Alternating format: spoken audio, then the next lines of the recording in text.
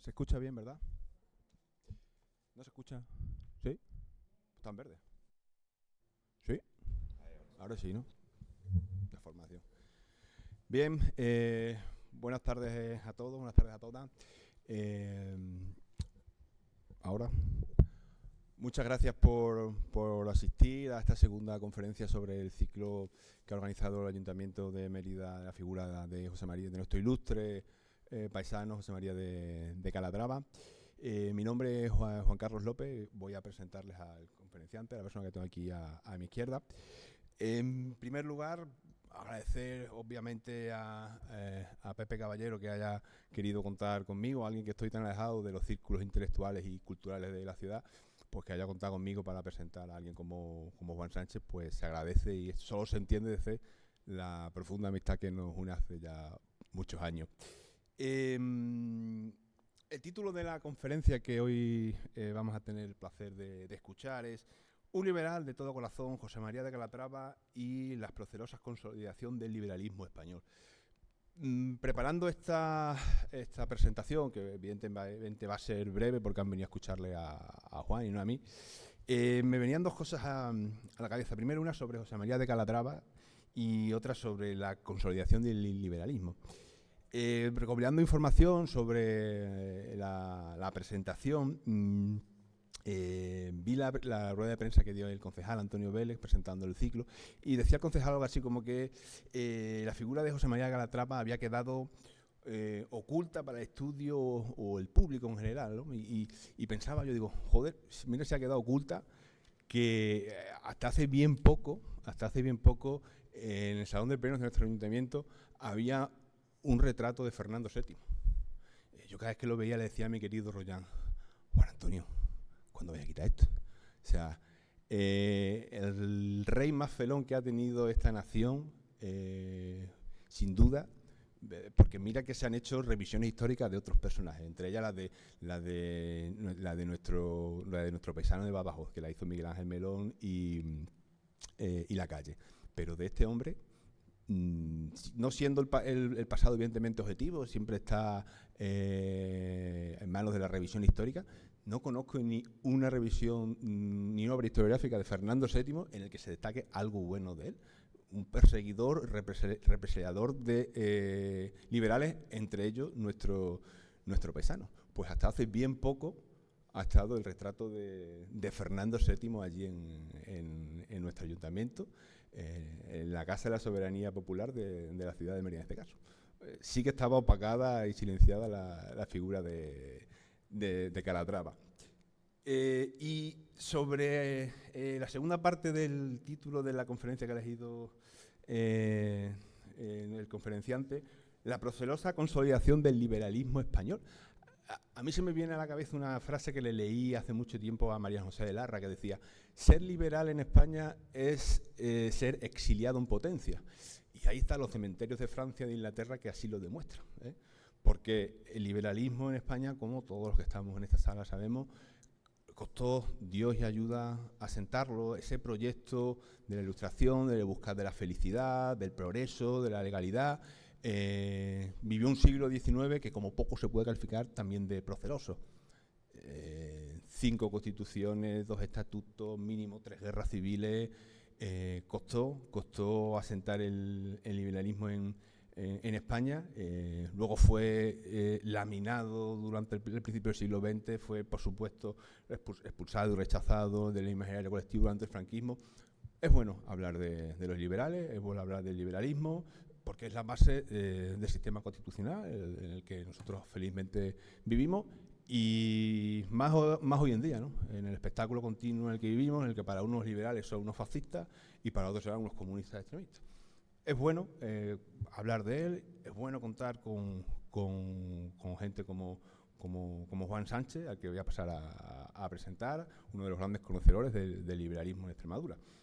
Juan Sánchez González es profesor titular de la Universidad de Extremadura desde hace más de 35 años. Es especialista en la historia del tiempo presente, la metodología y la teoría histórica. Fue de los primeros profesores que nos hablaba en clase de eso del método histórico. nosotros decíamos, eso, el método histórico, qué cosa más rara, dice este hombre, nosotros estamos acostumbrados a los contenidos. Fue de los primeros que nos abrió el camino en cuanto al uso de la metodología histórica. Ha ejercido la docencia, como digo, hace más de 35 años, ha ejercido la docencia en la Universidad de la Sorbona, ha escrito más de decenas de artículos y monografías tan importantes como las de los movimientos liberales en Extremadura. Y en cuanto a su faceta de maestro de historiadores, ha dirigido la tesis de dos de los historiadores más importantes que tenemos en Extremadura, de Alfonso Pinilla y de Juan Andrade. Eso dice mucho de su labor como profesor de historiadores. Y le dio clase a este que le habla y eso cuenta más todavía que aquello. Ha conseguido que aprendiera algo de historia. Por mi parte, nada más. Volver a agradecerle al Ayuntamiento y a Pepe Caballero que contara conmigo y espero que disfruten de la conferencia de Juan. Muchas gracias.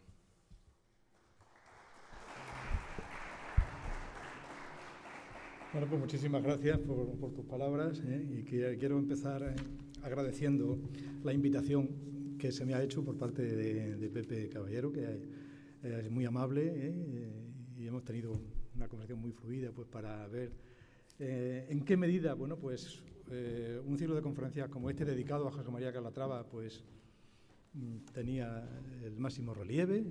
Hemos trabajado en ese sentido con toda generosidad para ver si lo conseguíamos y creo que Pepe bueno, pues ha conseguido contactar con una serie de personas que ya he podido ver la conferencia del otro día y creo que bueno, pues que a ver si estamos al nivel porque han sido temas y son temas y aspectos muy interesantes y personas que creo que bastante cualificadas las que conforman este ciclo. Bueno, esperemos estar un poquito a la altura de las circunstancias.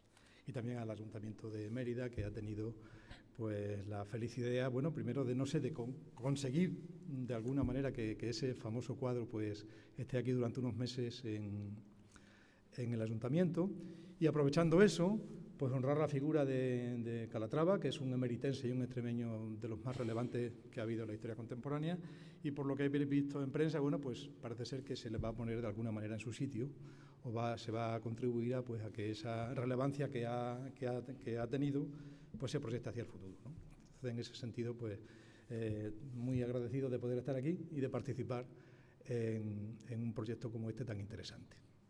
Bueno, lo que yo voy a pretender trasladarles a ustedes, pues no sé si es ambicioso o quimérico, porque son muchas cosas de las que quiero hablar y a lo mejor pues va a ser quizás complicado, bueno, pues articularlas de una manera sintética que permita, bueno, pues abordar los aspectos que creo que deberían estar en una conferencia de estas características, donde se trata no solamente de hablar del personaje, sino también de contextualizarlo. Y ese es el reto que yo quiero abordar esta tarde con ustedes. Y les voy a plantear tres planos en el que en la primera parte quien va a hablar voy a ser yo, la interpretación del historiador sobre las coordenadas históricas, ideológicas, sociológicas de ese proceso tan importante de tránsito del antiguo régimen al liberalismo, cómo entender la vida de Calatrava en los momentos históricos que le tocó vivir. Y luego después un segundo plano en el que ya yo simplemente he hecho una selección de citas del propio Calatrava que nos van a acercar, bueno, pues a cómo entendía él los problemas con los que se enfrentó y cuál era su personalidad. Y un tercer nivel, un tercer plano, que sería, bueno, qué dijeron de Calatrava personajes que le conocieron o que compartieron de alguna manera pues, sus experiencias, o historiadores del siglo XIX que se refirieron a él, pues en algunos casos de manera elogiosa y en otros no tanto.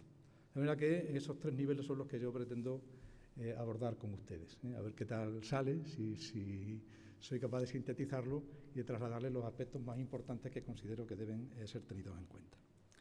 Bueno, pues estamos voy a tratar de presentarles en esta primera parte de la conferencia, pues cómo los 40 primeros años del siglo XIX fueron decisivos y determinantes, pues para la historia de España y para la historia de muchas personas que la protagonizaron, entre ellos y en lugar muy destacado José María Calatrava. Fueron 40 años de muchos cambios, de muchos procesos, de muchos avances y retrocesos, y quien los pudo protagonizar, como fue el caso, pues pasó por avatares de la más diversa naturaleza. Y eso le honra, pues, sobre todo pues, porque al final el objetivo planteado se consiguió. Y es el tránsito del antiguo régimen al liberalismo, el tránsito del absolutismo a un régimen representativo, el triunfo de la soberanía nacional. ¿Qué se hizo a partir de la consolidación de ese fenómeno en las décadas siguientes? Bueno, pues eso es algo en lo que no vamos a entrar, siempre mejorable, siempre perfectible, pero es una cuestión que ahora, digamos, se escapa de nuestra pretensión. Pero en esos 40 años, lo que ocurrió en esos 40 años, desde 1800, en que llega José María Calatrava a Badajoz a ejercer su profesión de abogado, una vez que ha conseguido el título en la Universidad de Sevilla, hasta que fallece en el año 46, con 64 años, en Madrid. En esos 40 años pasan muchísimas cosas en la historia de España y en casi todas ellas José María Calatrava tuvo un papel protagónico importante.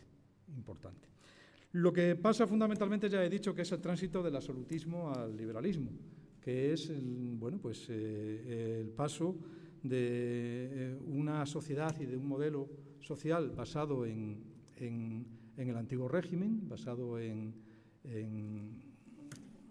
la consideración de los individuos como súbditos y no como ciudadanos, a un modelo representativo donde los individuos ya eran ciudadanos, sujetos de derechos y de deberes. Y eso no fue fácil conseguirlo, y ya digo que uno de los personajes más relevantes que luchó por ello fue José María Calatrava. El contexto internacional en el que se desarrollan todos estos fenómenos, lógicamente, es muy importante tenerlo en cuenta. Cuando José María Calatrava llega a Badajoz en el año 1800 a ejercer su profesión de abogado, pues resulta que ya estaba Napoleón siendo uno de los personajes más importantes, todavía no era emperador, pero ya estaba de alguna manera siendo el líder de lo que al final iba a ser, digamos, una república francesa convertida poco más tarde en un imperio. Iba a cambiar el panorama histórico de Europa y también de España. Pero antes de Napoleón había pasado pues, la última década del siglo XIX en Francia, la Revolución Francesa, donde los ideales de la Ilustración se habían puesto en marcha y donde se había producido ya ahí el tránsito del antiguo régimen al régimen liberal. Y se habían producido una serie de etapas, una serie de procesos que de alguna manera sirven de referencia a los liberales españoles cuando se enfrentan como consecuencia de una guerra a un proceso de esas características.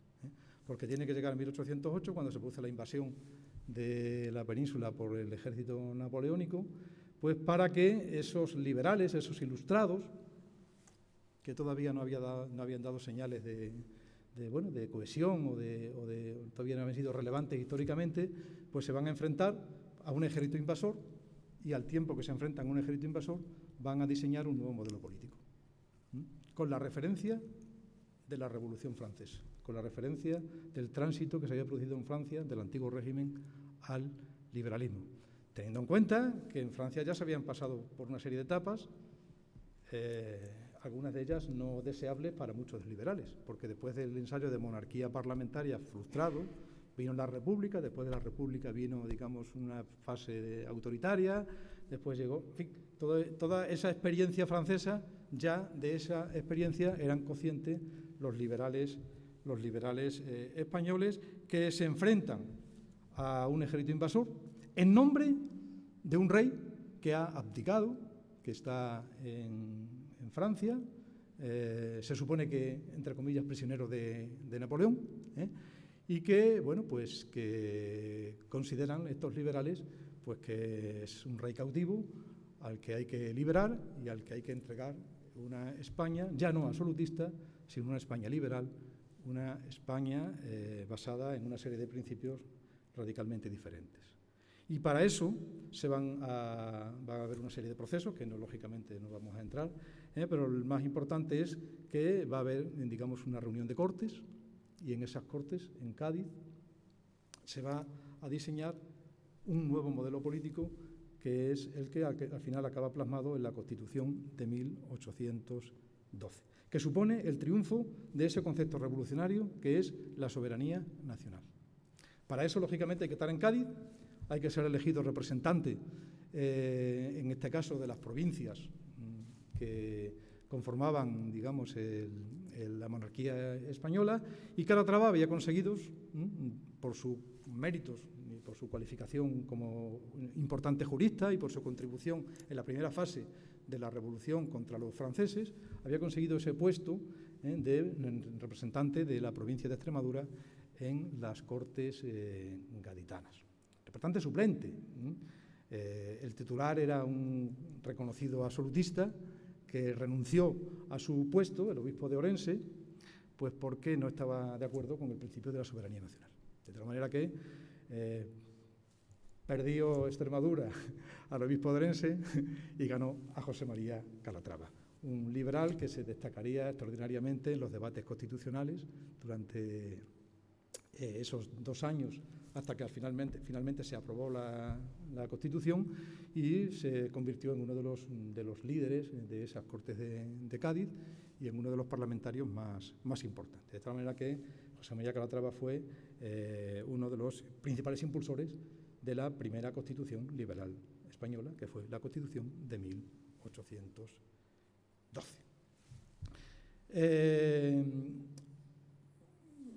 Terminado el trabajo de las Cortes de Cádiz, un año después, porque duraban 3 años las Cortes, pues en principio se esperaba ganar la guerra a los franceses, el retorno de Fernando VII y la aceptación por parte de Fernando VII de la Constitución que habían elaborado en su nombre los representantes de los diferentes territorios españoles en Cádiz.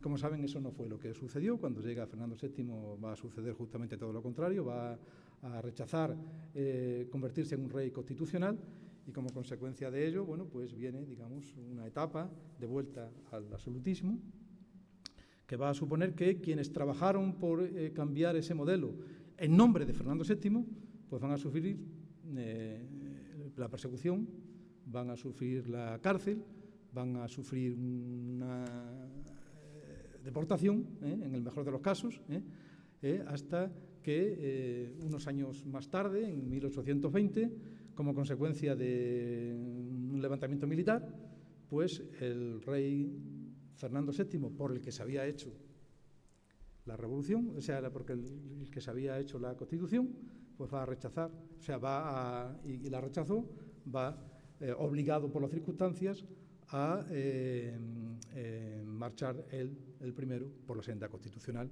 y volver de nuevo a una etapa en la que la monarquía va a aceptar los principios liberales aparentemente. En esa segunda etapa, José María Calatrava también va a tener una importancia fundamental.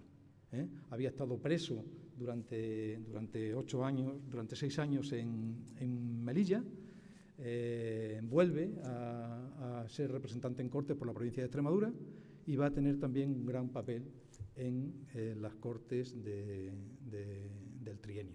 Va a ser un parlamentario muy reconocido, va a luchar por una serie de cambios legislativos relevantes y como consecuencia de ello pues va también, digamos, a fortalecer su protagonismo y su personalidad. Aparte de su labor parlamentaria, durante ese periodo Calatrava va a ser nombrado magistrado del Tribunal Supremo y va a protagonizar en la última etapa del trienio pues un papel muy relevante en el poder ejecutivo, en la medida en que va a ser nombrado ministro, secretario del despacho, que se denominaba en aquel momento, pero no solamente ministro, sino en realidad presidente del gobierno. No existía esa denominación y en los últimos meses, durante el verano de 1823, cuando al final acaba esa experiencia constitucional, pues el presidente del gobierno, el responsable del gobierno, va a ser José María Calatrava. Es decir, un importante revolucionario, un parlamentario reconocido, el padre, uno de los padres de la Constitución de 1812, ya magistrado en el Tribunal Supremo, y en 1823 el responsable del Ejecutivo, del último Ejecutivo, de la etapa constitucional de la monarquía de Fernando VII. El fracaso de la experiencia liberal va a suponer que Calatrava pues, va a tener que exiliarse, va a volver al absolutismo, y quienes habían destacado en esos 3 años por su defensa del liberalismo, en nombre de Fernando VII, van a tener que exiliarse y van a ser perseguidos, y durante 10 años Calatrava va a estar en varios países, fundamentalmente en Inglaterra y en Francia, pues exiliado y fuera de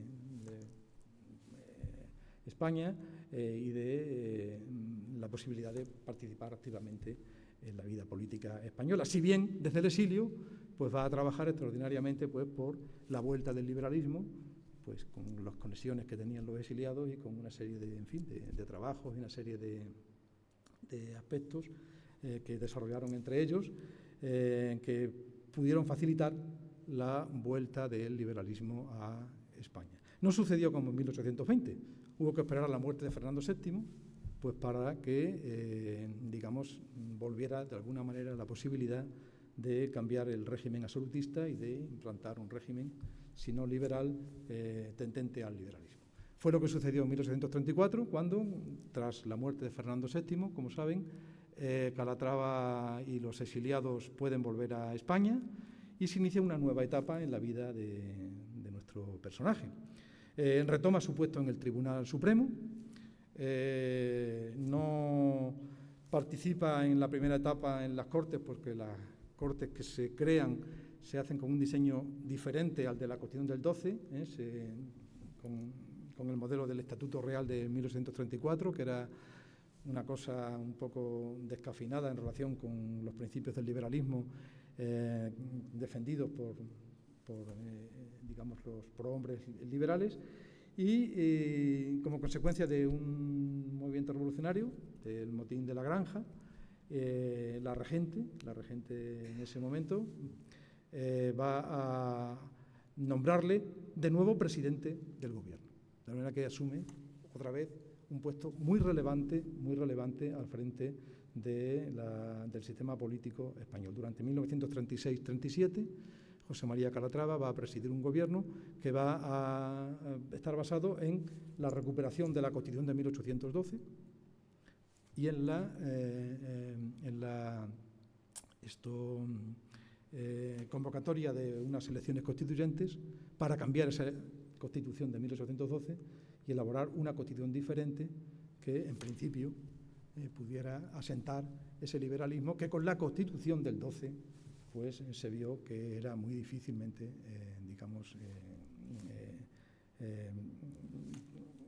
aceptable para un importante sector de la sociedad española. De la manera que pasamos a una etapa en la que vuelve a ser principal protagonista al frente del Ejecutivo, convoca las Cortes Constituyentes, es él el que firma la nueva Constitución que se va a aprobar en la primavera, principios del verano del 37, y va a facilitar una serie de cambios de carácter legislativo que van a intentar consolidar el régimen liberal en España. Sin embargo, esa experiencia al frente del gobierno pues, va a durar unos pocos meses más, porque bueno, pues, España está en guerra, y está en la guerra carlista, llevaban ya 4 o 5 años. Los problemas de la guerra carlista en ese momento son acuciantes pues, para la propia supervivencia de la regencia de María Cristina, y se va a producir un cambio de gobierno, y Calatrava pues, va a tener que renunciar a ese puesto, y pasará, digamos, a una nueva etapa en su vida política, que supondrá bueno, pues que durante los últimos años de la regencia de María Cristina volverá de nuevo a su condición de parlamentario, ya como senador, porque la Constitución de 1837, con respecto a la del 12, introduce una segunda Cámara, y en esa segunda Cámara es donde va a desarrollar su labor en esos últimos años de la década de los 30 José María Calatrava, además de volver también al Congreso, porque durante esos últimos años se van a suceder una serie de elecciones sin agotar los plazos establecidos. De tal manera que va a ser senador y va a volver a ser diputado, hasta que con la regencia de Espartero, José María Calatrava vuelve al primer plano de la vida política, ya no en el ámbito del legislativo ni en el ámbito del ejecutivo, sino como la máxima figura del Tribunal Supremo. Va a ser durante esos 2 años de la regencia de Espartero cuando nuestro personaje va a alcanzar, digamos, esa consideración de presidente del Tribunal Supremo. De tal manera que es la única persona que va a reunir en estos 40 años de lo que estamos hablando esa condición de haber sido presidente de las Cortes, de haber sido presidente de Gobierno y de haber sido presidente del Tribunal Supremo. Además de parlamentario, además de un legislador muy significado y además de, bueno, pues de otra serie de facetas a las que me referiré posteriormente. El fracaso de la regencia de Espartero va a suponer pues que al final acabará siendo destituido también por los cambios que se van a producir en el sistema político del Tribunal Supremo, y ya en los 2 o 3 últimos años de su vida, con una salud ya delicada, pues prácticamente se retira a sus cuarteles de invierno hasta que fallece en 1846. De manera que tengan en cuenta la importancia que tiene este personaje, no solamente para, digamos, su consideración desde el ámbito de la historia de Extremadura, sino de la historia de España. Es decir, ha sido, digamos, promotor de las 2 constituciones más importantes del tránsito del antiguo régimen al liberalismo. Ha estado al frente del gobierno en 2 ocasiones fundamentales, cuando acaba el trienio y cuando, bueno, pues a punto también está de acabar el sistema liberal en la época de la regencia de María Cristina, como consecuencia de la guerra carlista. Ha sido presidente del Tribunal Supremo y, bueno, pues ha estado perseguido, ha estado encarcelado, ha tenido que exiliarse y todo eso y más son los elementos que conforman tan rica personalidad. Abogado, funcionario, revolucionario, parlamentario, presidente de las Cortes, encarcelado, condenado, deportado, ministro, presidente del Gobierno, exiliado, presidente de las Cortes, presidente del Gobierno, senador, presidente del Tribunal Supremo, zapatero, escritor, conspirador, masón, anillero. Todas esas características se dan en una persona a lo largo de 40 años. Y creo que, bueno, pues es algo que ensalza, digamos, en la trayectoria de una persona que, como luego veremos un poquito más adelante, desde el punto de vista de su personalidad, de sus cualidades como persona, pues también, digamos, sirven para enaltecerle y para que le tengamos en una alta estima y consideración. ¿Y qué supone el tránsito o a qué se enfrenta o a qué se enfrentó Calatrava en este proceso de tránsito, de confrontación entre el antiguo régimen y el régimen liberal? Es decir, ¿cuáles fueron los problemas con los que tuvo que lidiar? ¿Cómo se enfrentó a ellos? ¿Y qué éxitos o fracasos pudo cosechar? Vamos a ver. Se enfrentaba a un cambio radical en el concepto de soberanía. Y eso parece que, bueno, es una cuestión académica, pero no es una cuestión académica, es fundamental. Es el paso de la soberanía absoluta a la soberanía nacional. La soberanía nacional consiste en que el monarca tiene que dejar de ser monarca absoluto y convertirse en un monarca constitucional. Y eso significa, pues, que el individuo se pone en la base de todo el sistema. El sistema liberal es un sistema basado en el individualismo. El individuo, la persona, que deja de ser súbdito y que se convierte en ciudadano, que tiene que tener una serie de derechos y una serie de deberes. Y esos derechos y esos deberes son los que tienen que estar recogidos en un texto, en la Constitución, elaborada por quienes representan a todos los ciudadanos, y quienes encarnan, en ese caso, la soberanía nacional. De tal manera que es la nueva consideración de las personas las que... ese es el debate fundamental que se plantea en estos años. Si los individuos tienen que ser ciudadanos o tienen que seguir siendo súbditos. Si el nuevo sistema social se tiene que basar en la libertad, en la igualdad, en la legalidad, o si, como sucedía en el antiguo régimen, pues la libertad no era para todos, la sociedad no podía ser igualitaria, sino que estaba basada en el privilegio, y la legalidad muchas veces estaba digamos, subvertida por la arbitrariedad. La libertad. ¿Cómo desarrollar la libertad? ¿Qué libertades, qué tipo de libertades son las que tendrían que recogerse, digamos, en los textos legales por los que había que defender y por los que había que luchar? ¿Cómo pasar de una sociedad de privilegios a una sociedad de personas iguales ante la ley? ¿Qué defensa habría que hacer de la legalidad? Y la propiedad individual. Había que acabar con el privilegio vinculado a la propiedad, con los señoríos, con las jurisdicciones. Había que desamortizar la tierra, había que suprimir mayorazgos, habría que plantearse el tema de los diezmos. Es decir, había que cambiar un montón de cosas y los pilares que sustentasen todo ese edificio pues tenían que ser básicamente esos: la libertad, la igualdad, la legalidad, el orden, la propiedad, el individualismo, los derechos y los deberes de los ciudadanos. Sobre el cambio que debería producirse y la extensión de estos conceptos, pues no había un acuerdo claro. Es decir, el liberalismo era un movimiento incipiente, no había partidos políticos, había tendencias, pero había muchas incoherencias internas dentro de los grupos que en ese momento, digamos, pugnaban pues, por desarrollar sus proyectos, ¿no? De tal manera que los debates estaban al orden del día. La confrontación ideológica y política era algo, digamos, básico y fundamental. Se vivía en las calles, en el famoso Cádiz de las Cortes, ¿no?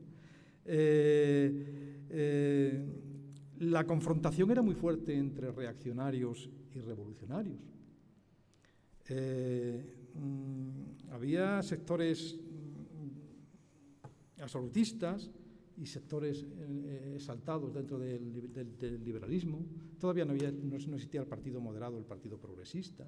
Será consecuencia de esta confrontación tan heterogénea de sectores que difícilmente son adscribibles a un ideario determinado. Había, o fue habiendo, a medida que avanzaba este periodo, sobre todo en la época del trienio, que es la fundamental, pues había absolutistas, había doceañistas, había veinteañistas, radicales, masones, comuneros, carbonarios, anilleros, pasteleros. Eran denominaciones que servían de alguna manera, bueno, pues para agruparles, pero sin una definición clara y sin una adscripción, digamos, concreta por parte de los individuos. Sí es cierto que la sociedad estaba muy polarizada y que el problema fundamental que se planteaba pues era el del asentar el nuevo modelo. El criterio que se adoptó para asentar el nuevo modelo fue el establecido en la Constitución de 1812. Y la Constitución de 1812 establecía algo fundamental en el liberalismo, que era el principio de la división de poderes. De tal manera que el paso del absolutismo al liberalismo tendría que suponer básicamente eso, un régimen basado en la división de poderes. Los poderes que antes estaban concentrados, con independencia de que las funciones estuvieran distribuidas, pues ya tenían que estar perfectamente diferenciados. El poder ejecutivo, el poder legislativo y el poder judicial. Claro, ¿cuál era el mejor modelo para dividir o para esos poderes? Pues la soberanía nacional, digamos, residía en la institución representativa. La institución representativa tenía que ser el Parlamento, un Parlamento elegido. ¿El Parlamento cuántas cámaras tendría que tener? ¿Una o dos? ¿Quién tendría que elegir a los parlamentarios? ¿Cuántos parlamentarios tendría que haber? Una de las primeras cuestiones fundamentales que se plantean y que se resuelven de una determinada manera en el 12 y que se considera que la manera en que se resuelven en el 12 pues no es aceptable para un sector importante de la sociedad española y como consecuencia de ello pues hay que hacer una rectificación. Esa rectificación vendrá en el 37. De tal manera que está el tema de la soberanía nacional, del poder legislativo, del Parlamento y de si el Parlamento tiene que tener una cámara o dos cámaras. Entonces se considera que una sola cámara. Y el poder ejecutivo, pues lógicamente tiene que residir en el rey. Un rey que puede nombrar a sus ministros. Y los ministros tienen que obedecer al rey. Y no son responsables ante el Parlamento, porque están separados los poderes. De tal manera que, si se adopta el sistema de la separación rígida de poderes, pues podría suceder pues, que el Parlamento no tuviera capacidad para controlar al Ejecutivo y que el Ejecutivo no pudiera participar de alguna manera en los aspectos fundamentales que se trataban en el Parlamento. Eso podría ser beneficioso o podría ser tremendamente perjudicial, si no había lealtad política por parte de los poderes que estaban divididos. Y como no la hubo por parte fundamentalmente del Ejecutivo, pues los problemas que presentaba la Constitución de 1812 se hicieron irresolubles, como se puso de manifiesto por la actitud del Ejecutivo, fundamentalmente por la actitud del rey, de Fernando VII, durante todo ese tiempo. De manera que uno de los problemas fundamentales que se contemplan en ese tránsito del absolutismo al liberalismo es cómo definir el modelo. Y en la definición del modelo estaba cómo establecer esa estructura de poderes, esa división o esa separación de poderes. Básicamente hablamos del poder ejecutivo y del poder legislativo. El poder ejecutivo, el rey con sus ministros; el poder legislativo, una cámara, formada por representantes de los ciudadanos. En esa cámara estaba la capacidad para legislar, pero no estaba la capacidad para controlar al Ejecutivo. Y como no estaba la capacidad para controlar al Ejecutivo, pues entonces ahí había una distorsión considerable. El Ejecutivo tampoco podía intervenir en las labores del Parlamento. De tal manera que ahora estamos acostumbrados a que el presidente del Gobierno disuelve el Parlamento y convoca elecciones en este caso, en el caso de la Constitución de 1812, el rey no podía intervenir en la sesión, en la duración de las legislaturas, no podía suspenderlas, no podía disolverlas. De tal manera que esa rígida separación entre poderes, con una actitud desleal por parte del Ejecutivo, pues condujo a que el rey estuviese constantemente conspirando en contra de la Constitución y aprovechando todas las posibilidades del mundo pues para cambiar ese modelo, para volver al antiguo régimen, para volver a ser un rey absoluto. Eso no es una cosa novedosa por parte de Fernando VII. Ya se puso de manifiesto durante la Revolución Francesa con Luis XVI. Lo que pasa es que a Luis XVI le costó la cabeza. Y por eso el sistema, la Constitución francesa, pues al final no sirvió pues, para que la monarquía fuese parlamentaria y hubo que cambiarla. Y se pasó a la República. Ese modelo de pasar de la monarquía parlamentaria a la República, en la medida en que el rey no está dispuesto a que funcione la monarquía parlamentaria, fue lo que no se puso en práctica en España.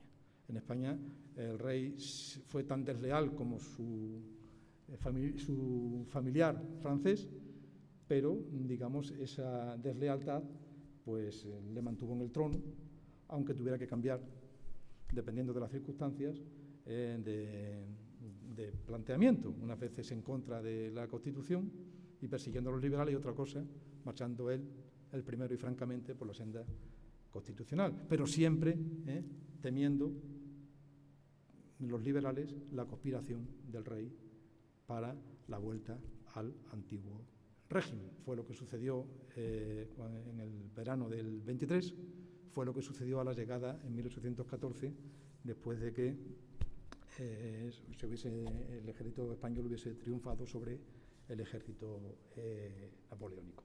A la muerte de Fernando VII, las circunstancias son diferentes. Conscientes de lo que había ocurrido en esas dos experiencias anteriores, pues cuando llega Calatrava al gobierno, se considera que, bueno, que para asentar el liberalismo, la Constitución del 12 no, y la Constitución del 37, o una cuestión diferente, sí. Una cuestión basada en dos cámaras y en la capacidad de disolver por parte del Ejecutivo las Cortes y de convocar elecciones. Es decir, un sistema de colaboración de poderes que daba más poder a la monarquía del que tenía con la Constitución de 1812. Si bien se esperaba que con esa compensación que se daba, pues el monarca o la monarquía fuese leal al régimen liberal, al régimen constitucional. Ese fue el cambio fundamental que supuso el tránsito de la Constitución del 12 a la Constitución del 37, patrocinada por Calatrava, gran defensor de la Constitución del 12 y consciente de la imposibilidad de que el liberalismo prosperase con ese modelo constitucional, pues patrocinó también ese otro modelo de 1837. Una constitución que establecía dos cámaras, donde, es decir, que permitía que el rey, o en este caso la reina regente, pudiera, y llegado el caso su hija, Isabel, cuando llegase a reinar, pues pudiera, digamos, tener dentro del poder legislativo un control importante sobre esa segunda cámara que tenía prácticamente las mismas atribuciones que la primera. La verdad que la cuestión del 37, en relación con la del 12, restringía algunos aspectos importantes del liberalismo, pero por otra parte podría facilitar de alguna manera la consolidación del nuevo modelo, teniendo en cuenta pues que desde el punto de vista internacional, digamos, el modelo inglés estaba demostrando que era más factible, más, digamos, más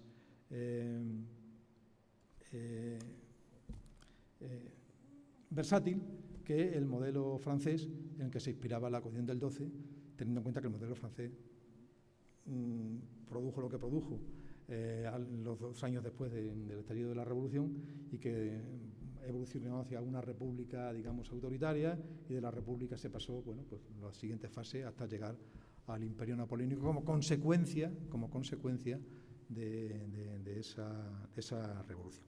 La verdad que tenemos, digamos, esas circunstancias en las que se tuvo que mover Calatrava y que cuando llegó el momento, pues tuvo que decidir y decidió, pues con una coherencia bastante, como veremos ahora, bastante grande en relación con otros liberales del momento que, digamos, defendiendo determinados postulados o principios, pues fueron más rígidos y como consecuencia de ello, bueno, pues no contribuyeron, digamos, a la consolidación del modelo. Calatrava no evolucionó mucho en sus planteamientos, es decir, era una persona esencialmente de centro, era una persona esencialmente reformista y se enfrentaba a gente con una mentalidad o revolucionaria o contrarrevolucionaria. Lo que sucede es que con el tiempo muchos revolucionarios se convirtieron en moderados, en muy moderados, y otros personajes, bueno, pues fueron incoherentes en su trayectoria política. La de Calatrava no fue incoherente, evolucionó, se enfrentó a una serie de dificultades y salvando los aspectos fundamentales de su ideario, pues se adaptó un tanto a las circunstancias. Pero como veremos ahora con unas citas que vamos a leer, pues en su personalidad, en ese sentido, su trayectoria fue mucho más coherente que la de otros liberales, ¿no? Él se enfrentó a liberales muy importantes como Flores de Estrada, por ejemplo, que le criticaba un cierto moderantismo, cuando al final de la trayectoria de Flores de Estrada, digamos, sí que fue uno de los que patrocinó, digamos, el moderantismo en la época de Isabel II, o el propio Alcalá Galiano, ¿no? Es decir, no fue el caso. Bien, pues esas son, de alguna manera, las coordenadas en las que se movió nuestro personaje, las dificultades que tuvo, pues, para ese cambio tan importante que se produjo en España y que duró prácticamente 40 años con avances y retrocesos, y que supuso la definitiva consolidación del liberalismo en España, el abandono del antiguo régimen, primero con la cuestión del 37, que la patrocinó él, y luego después con la cuestión del 45, en la que él ya no tuvo parte y que supuso una rectificación todavía más moderada de la del 37. Pero bueno, eso ya es una historia en la que él ya no pudo participar porque moriría al año siguiente. La del 37, sin embargo, sí tenía, digamos, ese componente progresista que, de haberse consolidado, pues podía haber permitido pues un liberalismo mucho más moderno y mucho más adaptado a las circunstancias históricas europeas de las décadas centrales del siglo XIX. Bueno, pues aunque sea un poquito atropelladamente, porque esta segunda parte de la conferencia creo que es muy interesante, creo que las coordenadas, la siguiente, que es la que viene ahora, creo que las coordenadas históricas, diacrónicas de este periodo, pues nos van a permitir entenderle a Calatrava cuando habla, cuando se defiende, cuando es atacado, que fue atacado, o cuando se define en determinadas situaciones críticas que tuvo que padecer. Entonces, pasamos al segundo nivel, al segundo plano que quería compartir con ustedes, y les traigo una serie de citas. No sé si se ve. ¿Se ve?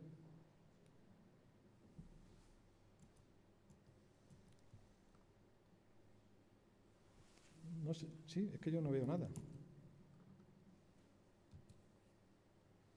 No veo la pantalla. Ahora. Donde ahora el que habla es Calatrava.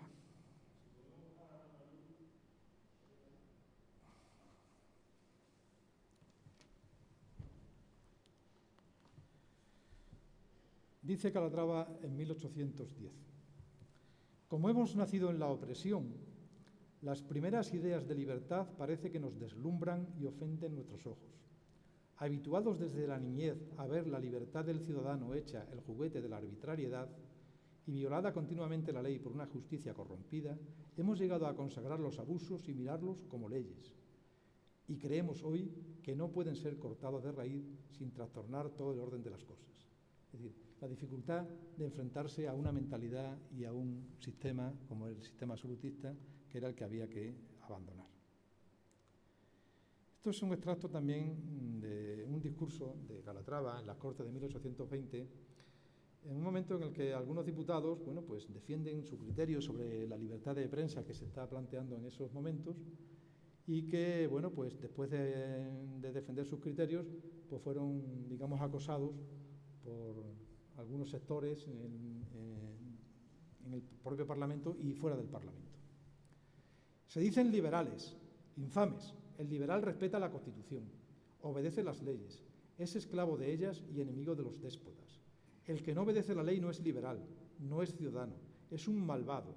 La Constitución, no en obsequio de las personas, sino como medio indispensable para sostener las libertades públicas, ha asegurado a los diputados la inviolabilidad de sus opiniones. Y son constitucionales, son liberales, son ciudadanos los que atacan esa inviolabilidad, esa libertad. Son traidores. Traidores los llama la Constitución y la ley, y traidores los llamo yo, y traidores es preciso que aparezcan a la faz de la nación y de la Europa entera.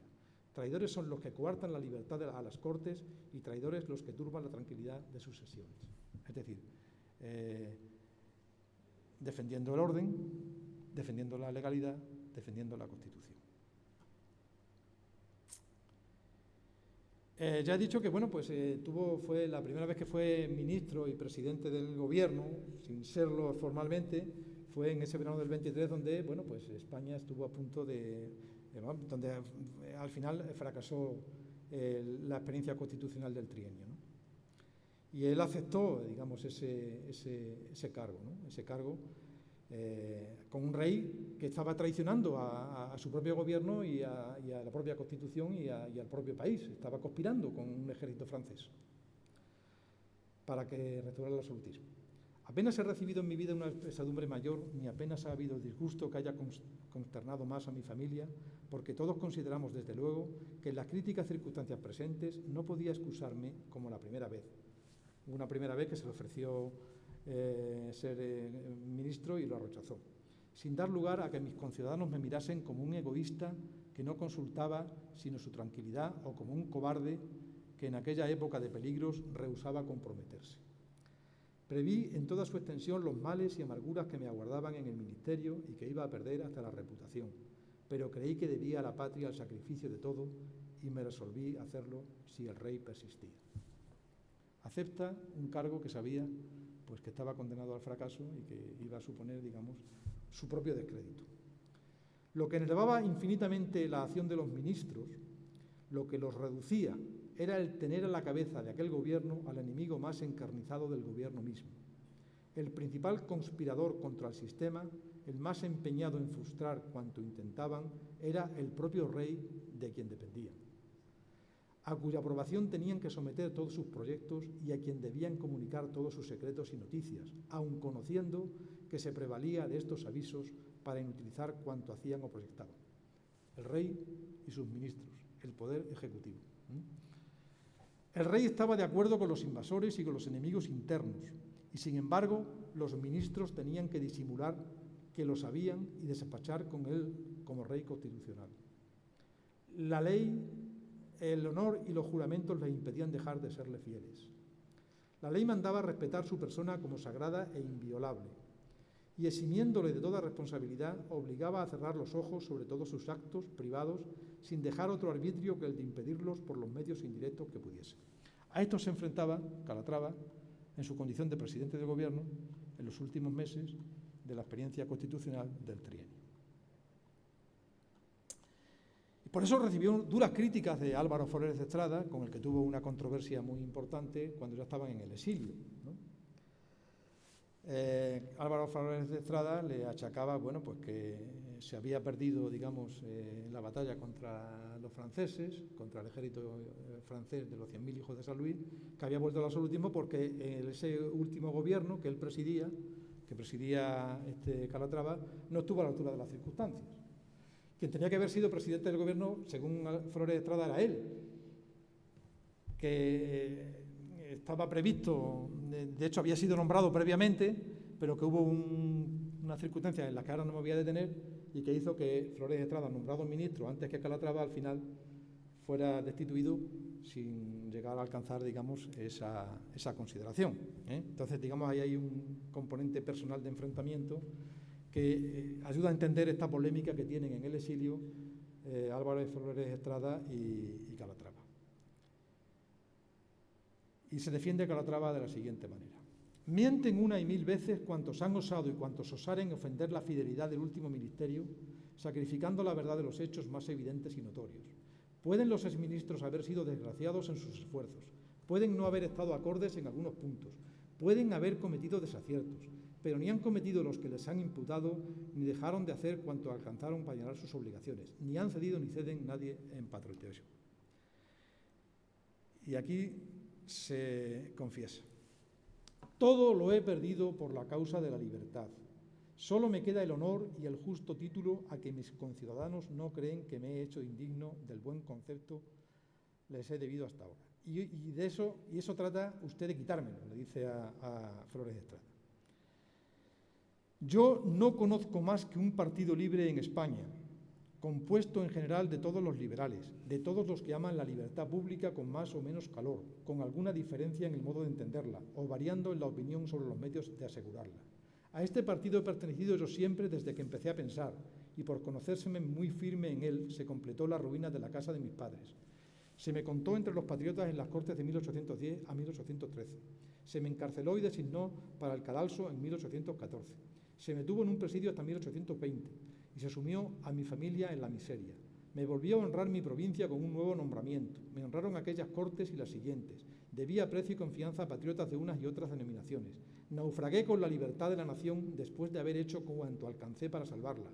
Y porque así lo saben bien sus opresores y conocen que amo mucho esa libertad y que soy invariable en este partido, me persiguieron hasta en un reino extraño donde me había reunido con mi familia y después de hacerme abandonarla a la providencia, han llevado todavía su encarnizamiento contra mí a tal punto de que hermanas mías, solo por serlo, han tenido también que expatriarse. Son las circunstancias a las que se tuvo que enfrentar. Cuando Calatrava era presidente del gobierno, no formalmente, en ese último periodo del trienio, pues le dicen al rey pues que ante la amenaza del ejército francés se tiene que marchar de Madrid a Sevilla y de Sevilla a Cádiz. Y el rey no acepta, o el rey se resiste porque está conspirando con los ejércitos franceses para acabar con esa experiencia constitucional, de manera que está de alguna manera engañando a sus ministros, y los ministros tienen, porque son ministros nombrados por él, pues tienen de alguna manera pues que aceptar esa situación. Piden dimitir y el rey no les cesa. Señor, dice el 11 de junio del 23 Calatrava y sus ministros, los secretarios del despacho de Vuestra Majestad se ven en la inevitable necesidad de hacerle hoy presente por escrito lo mismo que anoche tuvieron la honra de manifestar a Vuestra Majestad verbalmente, con la respetuosa franqueza que les impone su deber y que la gravedad de las circunstancias reclama. El único punto que ofrece completa seguridad es la isla gaditana. Ante el amargo dolor de que no acceda a las fervientes plegarias, los exponentes, señor, se hallan en la absoluta imposibilidad de seguir desempeñando los cargos que se dignó Vuestra Majestad confiarles. Suplican, por lo tanto, se digne exonerarlos de sus respectivos destinos y permitirles inmolarse como hombres privados en el puesto que Vuestra Majestad les señale. Al separarse los secretarios del despacho de Vuestra Majestad de sus puestos, están muy lejos de ceder a las sugestiones de un vil temor o de un criminal espíritu de partido. Ceden, señor, a la convicción íntima en que se hallan de no poder ser útiles a Vuestra Majestad. Ceden a la voz de sus conciencias que les grita altamente que Vuestra Majestad se expone acaso a peligros si no se digna condescender a la solicitada traslación. Ceden a los dictados de su honor y de su deber, que les ordenan imperiosamente abandonar sus unos destinos en que, encargados al sagrado depósito de la inviolable persona de Vuestra Majestad, se ven destituidos por causas ajenas de su voluntad, de la fuerza necesaria para reprimir extravíos domésticos, etcétera, etcétera, etcétera. Una semana más tarde, le recuerdan al rey. En la mañana del 11 del corriente suplicamos a Vuestra Majestad por escrito que se sirviese a exonerarnos de nuestros respectivos ministerios, porque no habiendo tenido a bien aceptar el consejo que le dimos de trasladarse con su real familia y gobierno a esta isla gaditana, no pudimos menos de considerarnos privados de la confianza de Vuestra Majestad y de prever que se suponía peligro cuyo remedio no estaba ya a nuestro alcance. Aquella misma noche, por no haberse dignado Vuestra Majestad resolver, le repetimos de palabras nuestros ruegos para que se sirviese salvarnos del terrible conflicto en que nos veíamos, pero tampoco logramos una determinación de Vuestra Majestad, y solo tuvimos la amargura de que muy pronto el resultado empezase a confirmar nuestra triste previsión. Tiempo es de que Vuestra Majestad se sirva a ceder a nuestras súplicas. No debe existir un ministerio que no goza de la confianza de su rey y que no ejerce exclusivamente en su real ánimo todo aquel influjo que es tan esencial en un gobierno como el nuestro. Puede además, en vista de lo ocurrido, creerse que lo que nos conceden o que lo que no nos conceden, de que los que no nos conocen o que no hemos sido fieles a Vuestra Majestad como debemos, o que su real voluntad sufre alguna especie de coacción en nuestra permanencia. Y en cualquiera de los dos casos el crédito del gobierno padece, su fuerza se debilita y nuestro honor, que preferimos a la vida, queda en el más insoportable compromiso. Dígnese, pues, Vuestra Majestad, como el bien público lo exige, relevarnos ya de una carga tan superior a nuestras fuerzas y disponga de nosotros en cualquier otro destino u ocupación. Es decir, los ministros que no tienen la confianza del rey, el rey que quiere que no les exonera de su responsabilidad, porque está conspirando y porque le interesa, digamos, esa situación, digamos, de confusión y de descontrol existente en ese momento.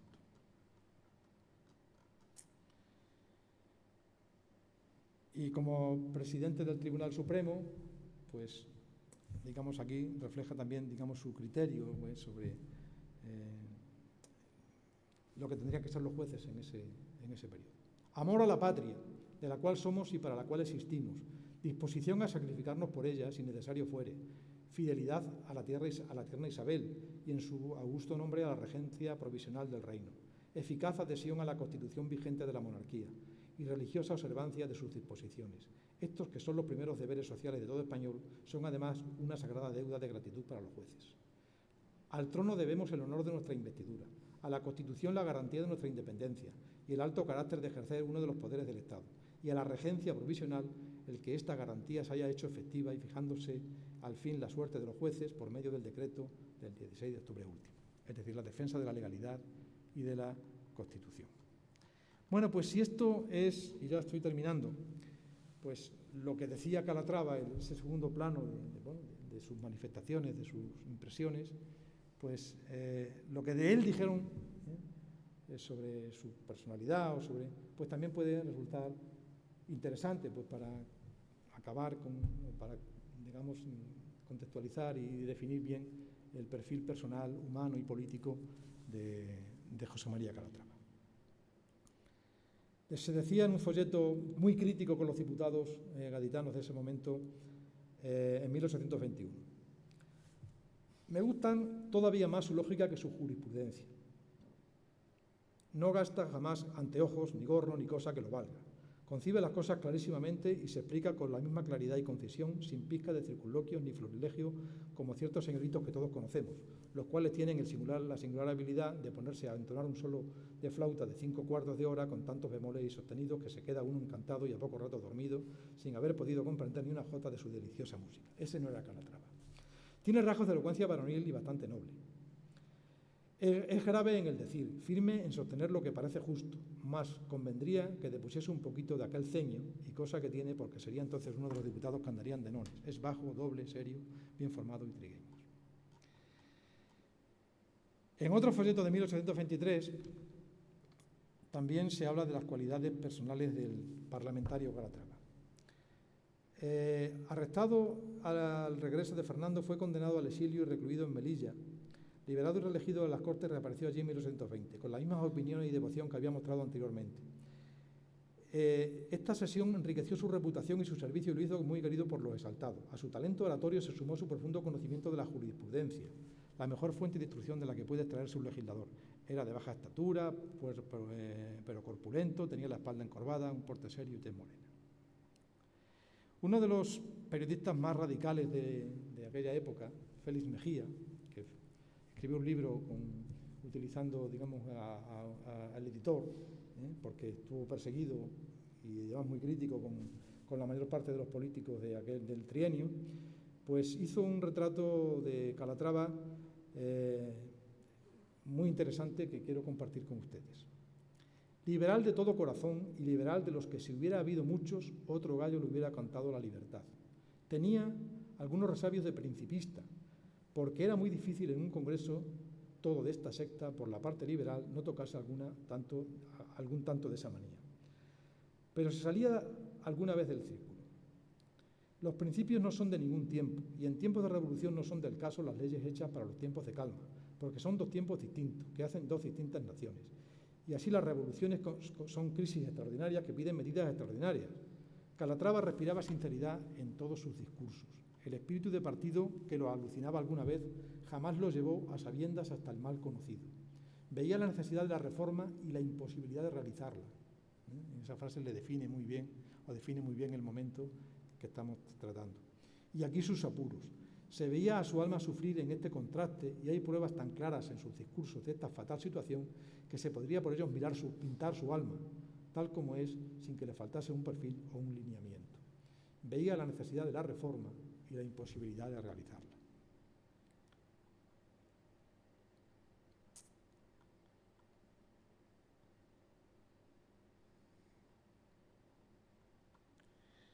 En 1866 se escribió un libro muy interesante en el que se hacía un repaso de los diputados y senadores de la primera mitad del siglo XIX y por parte de un personaje de ideas conservadoras y que creo que retrata muy bien al personaje y por eso, por extenso, lo quiero compartir con ustedes. Al revés de los hombres de genio, hay medianías parlamentarias que en fuerza de figurar años y años en la escena política logran cierta reputación que autoriza al historiador y aún le obligan a consignar su nombre en el catálogo de los repúblicos notables.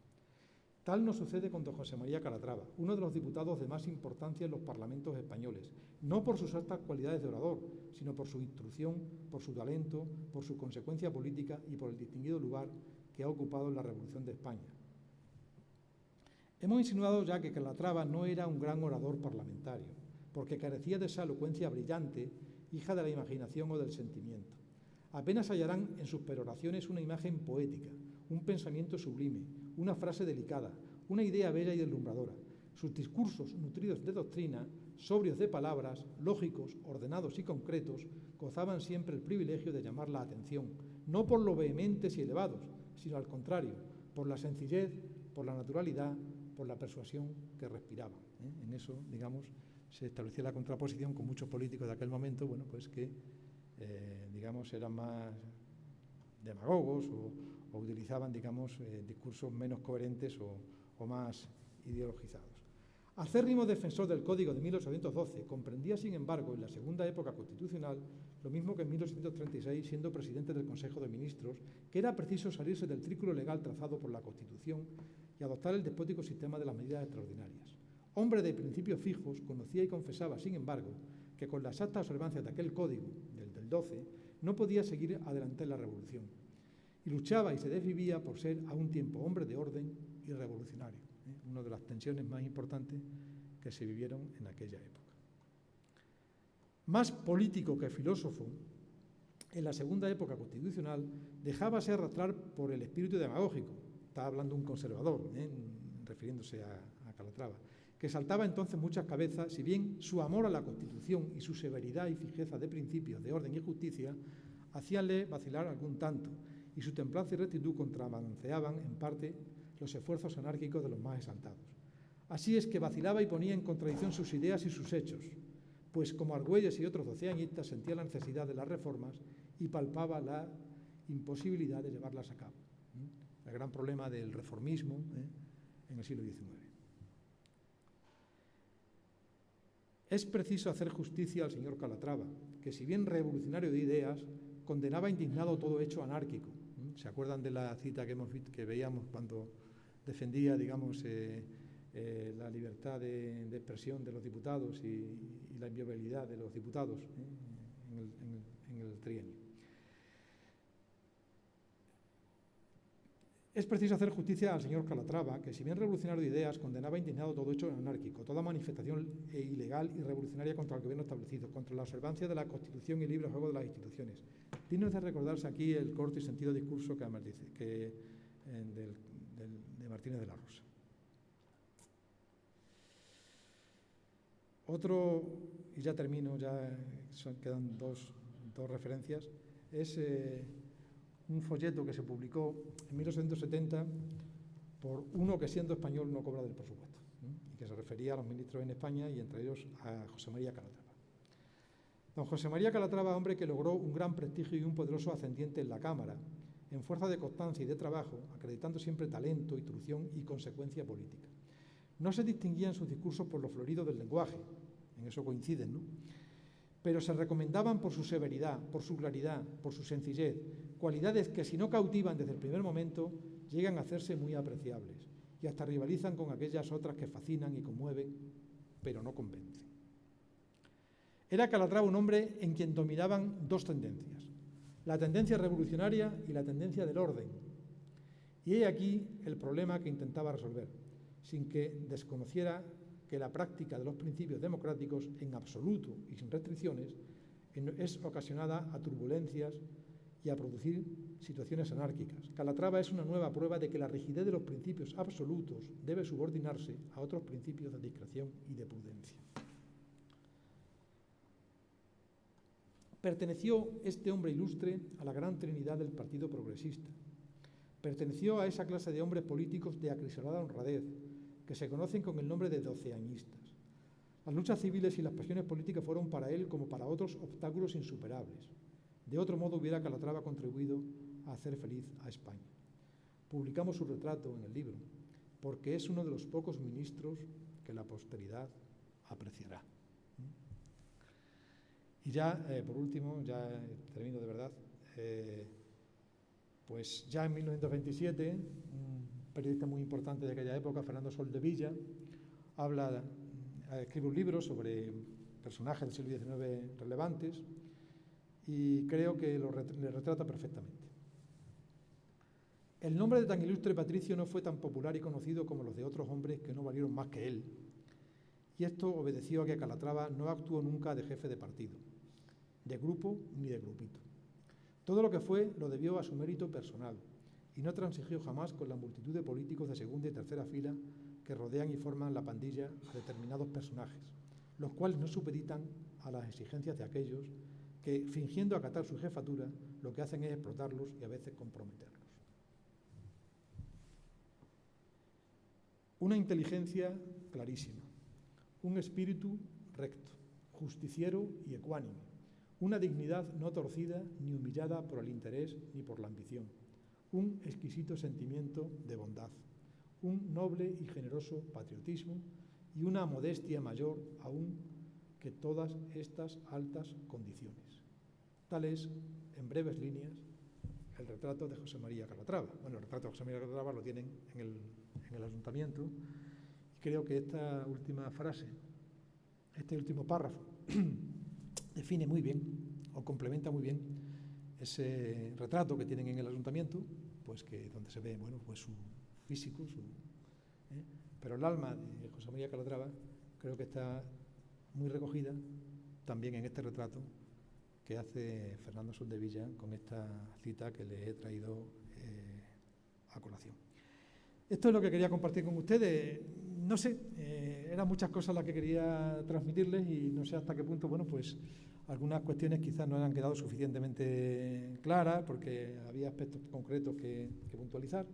Pero en última instancia de lo que se trata es de decir, bueno, pues fue un hombre de su tiempo que se tuvo que enfrentarse a un montón de problemas, un montón de adversidades, un montón de dificultades, que tuvo una coherencia muy grande, que, bueno, pues que figuró siempre en el ala progresista del liberalismo, cuando no había partidos políticos todavía a los que adscribirse de una manera clara, que no evolucionó y no dio bandazos como otros, que de exaltados pasaron a moderados, pero que vio la necesidad, bueno, pues de que en determinados momentos excepcionales, como se ha puesto de manifiesto en algunas citas, pues había que ceder en esos principios y había que, bueno, pues plantearse, digamos, una alternativa reformista que consolidase el modelo.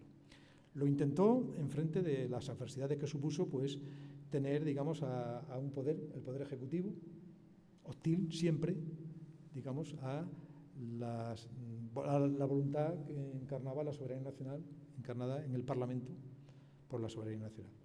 Lo intentó en el trienio, fundamentalmente en el trienio, lo intentó en 1836, cuando, bueno, pues en medio de la guerra carlista, pues había que consolidar el régimen liberal, cediendo en parte en algunos aspectos sustanciales del modelo del 12, lo intentó en el Tribunal Supremo y al final, bueno, pues no diremos que fracasó, sí diremos que el liberalismo quedó asentado, quedó conformado, si bien la evolución del régimen liberal ya sabemos cuál fue a lo largo del siglo XIX, ¿no? Tendió hacia el moderantismo más próximo no a la del 37, sino a la del 45, la Constitución del 45, salvo el episodio que conocemos del sexenio democrático, con el que volvería a haberse visto identificado posiblemente Calatrava, lo que pasa que ya no estaba, ya había fallecido, y que, bueno, pues se propulsó hasta la Segunda República, con circunstancias históricas lógicamente diferentes. Pues no sé, quizás ha sido un poco largo, un poco atropellado por la cantidad de cosas que quería compartir con ustedes, y le agradezco extraordinariamente, pues, su presencia y, bueno, pues la iniciativa del Ayuntamiento de Mérida por homenajear a uno de los emeritenses más ilustres y uno de los españoles más importantes de la historia contemporánea de España. Muchísimas gracias.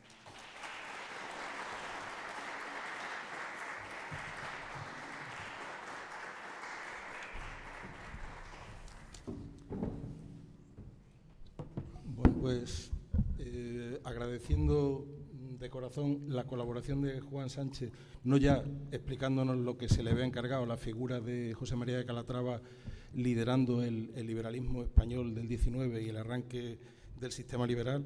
Le agradezco también esa parte de colaboración en el resto de conversaciones que hemos tenido a lo largo de estos meses de organización de la actividad. Y bueno, pues eso, lo que ya comentaba Juan Carlos, estás en la formación y en el afecto de muchos que fuimos compañeros tuyos de aula o de facultad durante aquellos años, y estás en el corazón de nosotros como organización de este evento al que has colaborado muchísimo. Muchas gracias a todos por su presencia y la semana que viene la conferencia será de Víctor Casco y el contenido será la faceta de Calatrava y supongo que de su hermano Ramón en la masonería española. Entonces, el próximo jueves a las 7 de la tarde estaremos aquí con esa conferencia. Muchas gracias. No podemos hacer ninguna intervención más porque hemos agotado un poco los tiempos y bueno, cualquier cosilla ya, si acaso, serán los pasillos de salida, ¿eh? No por él, ni mucho menos, sino porque ya hemos empezado unos minutillos tarde y la asamblea nos apremia un poco a marcharnos, ¿vale? Gracias.